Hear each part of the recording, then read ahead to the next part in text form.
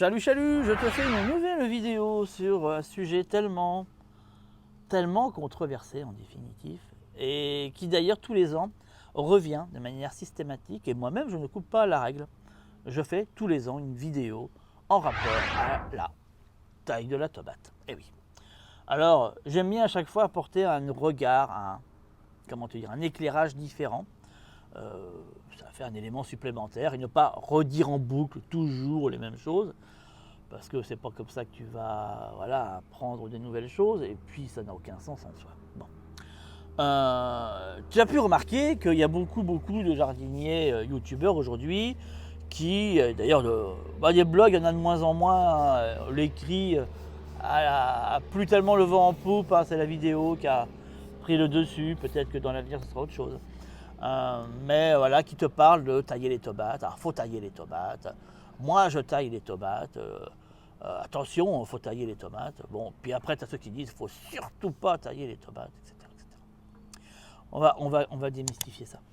Je t'invite à t'abonner, à cliquer sur le petit bouton j'aime et à aller voir dans la description. Tu verras, je t'ai mis un lien pour faire partie de ma liste privée dans laquelle je te donne tous les supports techniques afin de rendre ton potager le plus autonome, et toi en l'occurrence et ta famille, le plus autonome possible.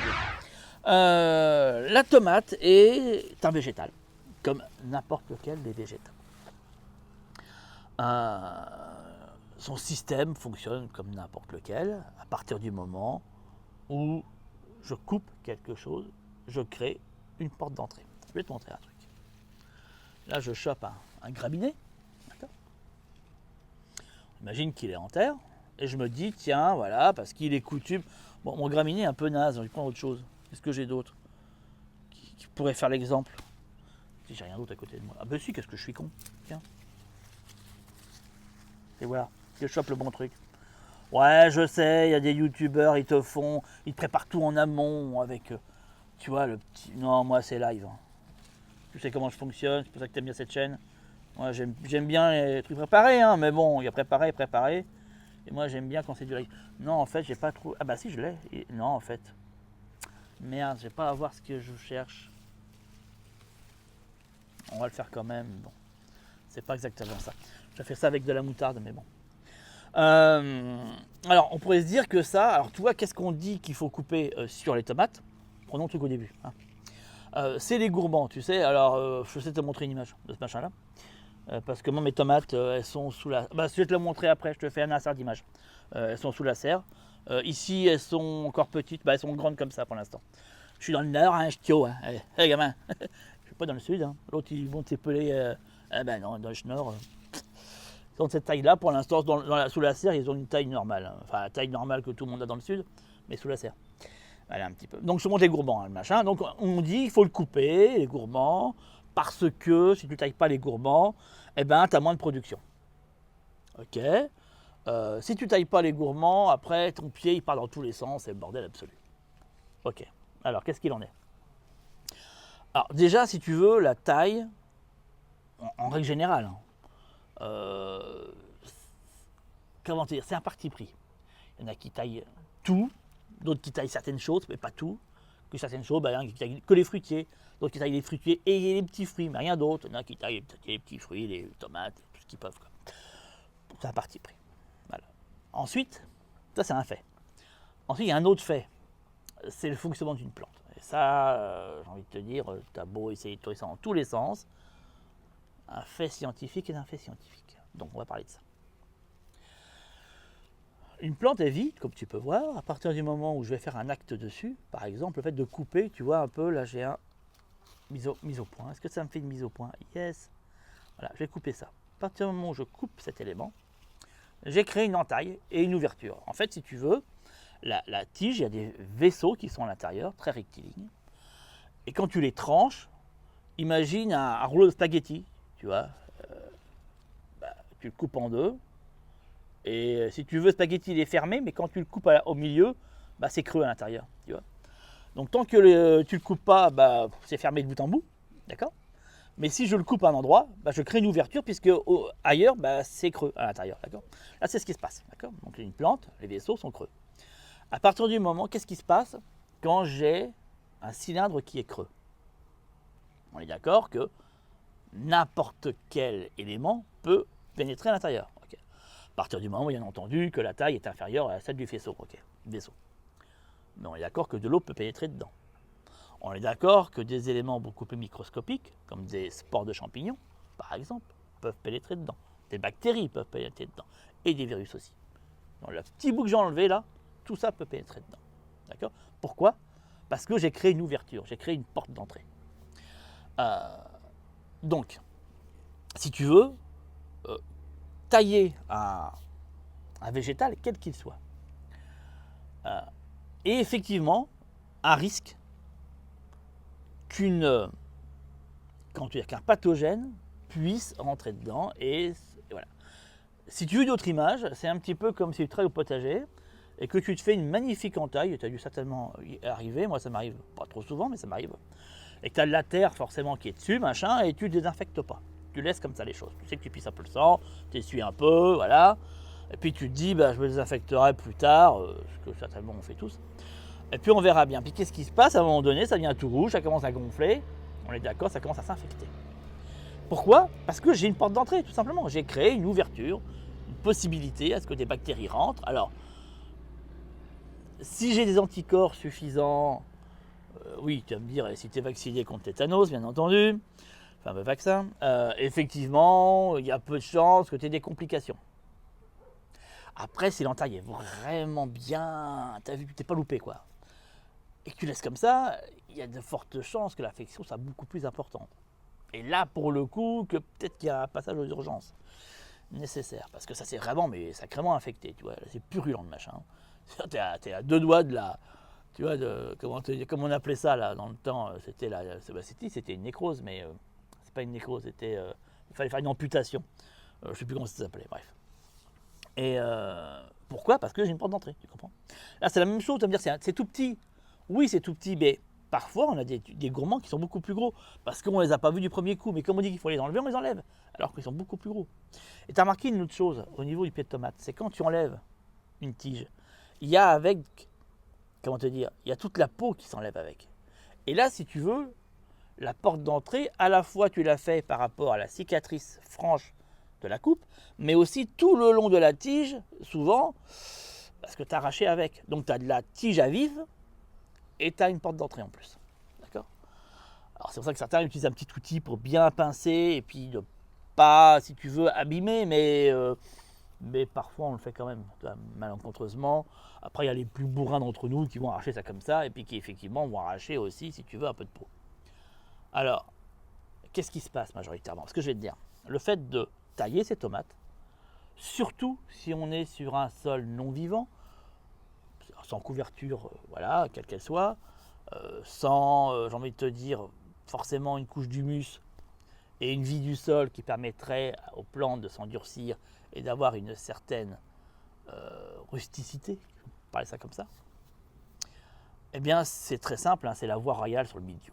Voilà, c'est très simple, et d'ailleurs, très souvent, ceux qui font des vidéos qui te montrent comment tailler pied de tomate, généralement, 2-3 semaines plus tard, te refont une vidéo te montrant que le mildiou est enfin arrivé et, que, voilà, et comment il faut traiter le mildiou, tu vois, un petit peu. Alors, c'est pas parce que le mildiou est enfin arrivé, non, c'est parce qu'en fait, il y a eu une taille qui a provoqué, qui a intensifié, si tu veux, voilà, l'apparition de ces mildious. C'est plus ça. Voilà. Mais bon, après, il faut le reconnaître ou l'avoir analysé. Mais moi, je te donne, voilà, ça loupe pas. Ça loupe pas. Après, avec des pieds un peu plus renforcés, effectivement, c'est qui tout double, tu vois. Quand tu coupes quelque chose, un végétal, c'est qui tout double. Il y a des chances, effectivement, que tu crées une porte d'infection. Parfois pas, mais parfois oui. C'est la même chose, tu vois, avec les courgettes. Tu vois, des fois, on dit, il faut couper. C'est la même chose, hein. C'est la même chose. Il y a un risque, surtout la courgette, tu as vu la tige, elles sont énormes, elles sont complètement creuses. Donc, il y a, tout autour de la tige, il y a des vaisseaux, d'accord? Ça loupe pas, d'accord? Le pied est atteint et c'est parti. Bon, la courgette, c'est pas le milieu, mais c'est le principe est le même, si tu veux. À un moment donné, elle s'infecte, et comme elle n'a pas forcément les défenses immunitaires qui permettraient de pouvoir éventuellement s'en défendre, et vu qu'on l'a fragilisée, inévitablement, c'est ça. Alors, ça c'est le premier point, si tu veux. Tailler, c'est prendre le risque d'installer une maladie sur sa plante. Et deuxièmement, Ça, si tu veux, c'est pour démystifier le premier truc. Ouais, mais il faut tailler parce que, oui, mais voilà, sache qu'il y a ce risque-là. Ensuite, le principe de la taille qui est proposé, c'est de dire, tailler amène plus de plus gros fruits. Et donc, des plus gros fruits. Alors, c'est pas complètement faux, mais en même temps, ne pas tailler donne plus de fruits. Donc, si tu veux, dans les deux cas, sur une balance, tu vois, je ne l'ai pas fait de manière mathématique, hein, mais sur une balance, tu arrives à la fin au même résultat. Hein. D'un côté, tu as des gros fruits, mais en moins grande quantité, et de l'autre, tu as beaucoup plus de fruits, mais plus petits. Et en termes de poids, à mon avis, ça s'équivaut. Donc, quel est l'intérêt là-dedans? Hormis le fait d'avoir des gros fruits, mais là, pour le coup, les gros fruits sont souvent plus sensibles au pourrissement, donc se tiennent moins sur la longueur. Moi, je vois que mes tomates, qui sont effectivement un peu plus petites, parce que je ne taille pas, se tiennent beaucoup plus longtemps. Beaucoup plus longtemps. Elles ont, dans une pagnette, si tu veux, dans un panier, elles vont être encore consommables, facile, une bonne semaine après. Les plus grosses auront tendance à pourrir un peu plus vite, voilà. Parce qu'elles contiennent plus d'eau, tout simplement, et elles vont se conserver moins parce qu'elles ont moins de sucre aussi. Tout ça va avec. Alors que là, tout va être réparti, donc le taux de sucre sera plus important sur les petites tomates. En tout cas, c'est les expérimentations qui ont été faites sur les tomates qui n'ont pas taillé, qui contiennent plus de sucre. Ça, c'est un point. Donc, fondamentalement, tailler amène plus gros fruits, faut-il en voir l'intérêt? Et plus gros, ouais, pourquoi pas, mais bon, est-ce que c'est le but recherché? Est-ce que c'est pas la quantité qui est recherchée? Et là, dans ces cas-là, ne pas tailler amène, à mon sens, plus de quantité. Ou en tout cas, une quantité égale. Après, le fait de dire de ne pas tailler fait que c'est le bazar sur le pied.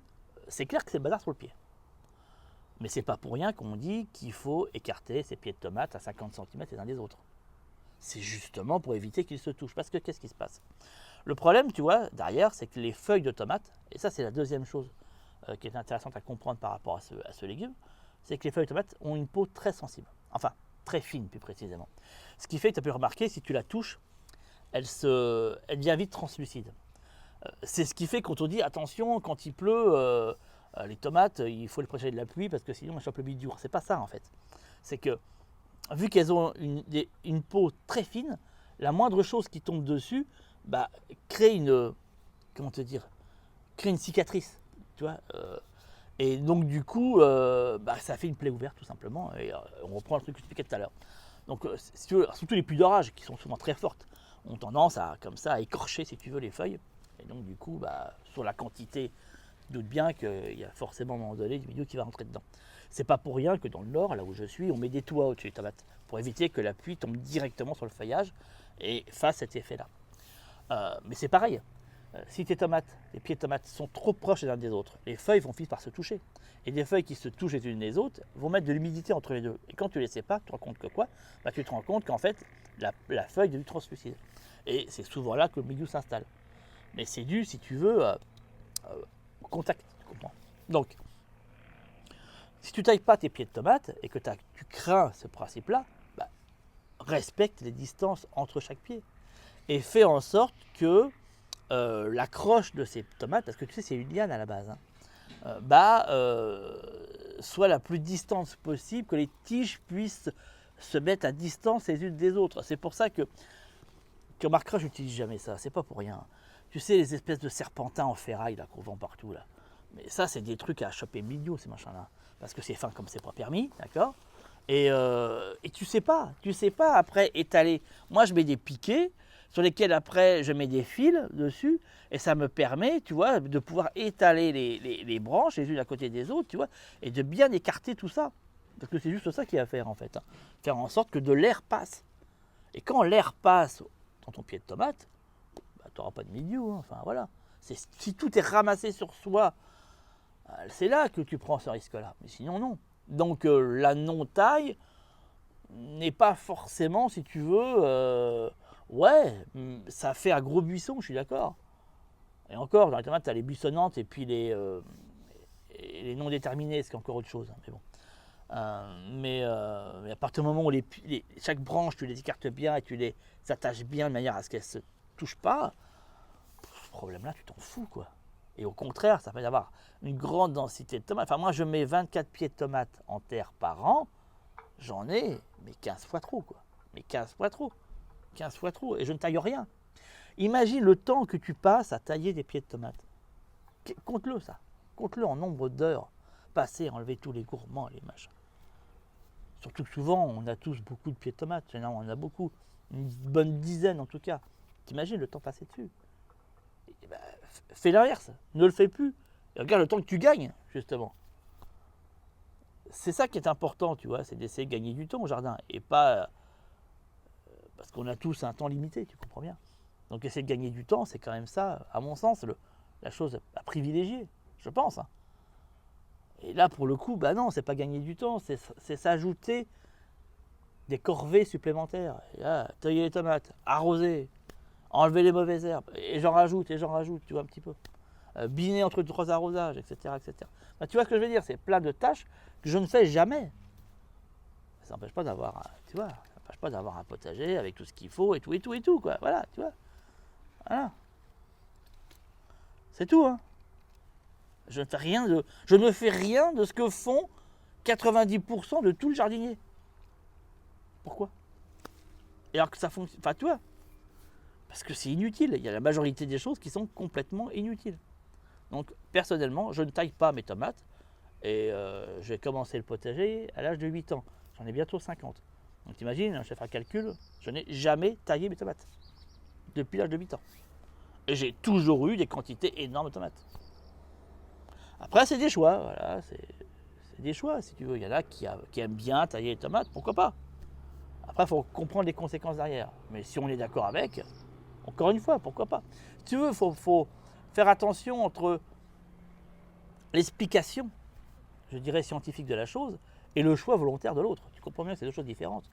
Et chacun, effectivement, est libre de faire ses choix. Il n'y a pas de bien ou de mal là-dedans. C'est souvent ça qui est compliqué quand je parle de sujets comme ça, parce que j'en ai qui s'offusquent direct. Tu vois. C'est ce qui fait qu'on a tendance à ne plus vouloir le dire, tu vas se dire ah ben non, je vais encore offusquer des gens, je vais encore est-ce que j'en parle? Non, j'en ai marre, non, parce que les gens vont encore se vexer. Si, tu vois, mais moi ça ne me dérange pas de continuer à parler de ce genre de choses. Hein. Je sais que je fais mouton noir dans l'histoire, hein, je le sais très bien, hein. Mais ça n'empêche pas de continuer à le faire. Mais encore une fois, chacun fait ses choix et en toute liberté. Oui, on peut passer son temps à enlever des mauvaises herbes, à arroser en continu, à enlever les gourmands, à arroser avec de la bouillie bordelaise, à retourner son terrain, à biner entre 3 arrosages. Qu'est-ce qu'il y a encore? J'en sais plus rien d'ailleurs. À faire des traitements anti-limaces, mettre des pièges, et mettre pièges à bière, changer tes pièges à bière, mettre de l'assan, coquille d'œuf, etc., etc. Tout ce qui est fait. Il y en a qui prennent du plaisir à le faire et qui, pour eux, c'est important que ce soit fait comme ça. Parce que c'est comme ça qu'ils ont appris à jardiner. C'est comme ça que leurs parents jardinaient. Puis c'est comme ça qu'ils vont certainement enseigner à de nouvelles générations comment on jardine. Est-ce que c'est mal? Sincèrement, je pense. Enfin, je n'ai pas à juger de ça, tu vois. C'est complexe, tu vois. Ce qui est mal, par contre, pour moi, c'est l'impact sur l'environnement que l'on pourrait avoir par notre activité. Impact sur la biodiversité, ça veut dire le fait que certaines pratiques vont mettre à mal la biodiversité, qui n'est déjà pas vraiment en grande forme. Ça, pour moi, c'est problématique. Ou avoir des gestes qui pollueraient un peu plus les sols. Là aussi, tu vois, ça, c'est deux choses qui, moi, me posent problème. Mais hormis ça, le reste, chacun est libre. Enfin, voilà. S'il y en a qui trouvent une passion là-dedans et un sens là-dedans, grand mal leur fasse. Tu vois ce que je veux dire? Je donne juste une approche, effectivement, très différente, en t'expliquant les tenants et les aboutissants, et en te disant, si tu te poses la question, est-ce que je taille ou pas, bah, à la limite, tu ne les tailles pas. Tu vois ce que ça donne. Ou si tu as 20 pieds de tomates, comme c'est, tu vois, j'en ai 24, comme c'est mon cas. Mais en vrai, j'en ai beaucoup plus, parce que là, j'en ai mis 12. L'autre terrain en France, j'en ai encore 12. Et sur le nouveau, j'en ai mis une vingtaine. Donc en fait, j'en ai beaucoup plus que ça. Bon, en moyenne, c'était ce que je faisais tous les ans. Et ben, fais la moitié. La moitié, tu tailles ou tu tailles pas. Puis tu compares. Tu sais, en fait, des fois, c'est tout bête. Hein. Des fois, on se dit, ouais, pourquoi lui, je l'écouterais? Et pourquoi lui, je l'écouterais? Bah, teste les deux. Puis vois qui te va. T'en as un que tu suis qui te dit qu'il faut tailler. Ok, tu m'as suivi. Moi, je t'ai dit que je ne taille pas. Tu te dis, ok, c'est qui a raison? Bah, déjà, je peux te donner une info, c'est toi. C'est toi qui as raison, déjà. Bah, fais les deux. Fais les deux, puis vois ce qui te va. Peut-être qu'à la fin, tu te diras, bah, jamais plus de ma vie, je taillerai de tomates. Peut-être que tu te diras, non, clairement, je préfère les tailler. Tu vois ce que je veux dire? Bon, moi, t'es fixé. Allez, je te donne rendez-vous dans une autre vidéo. Ciao, ciao.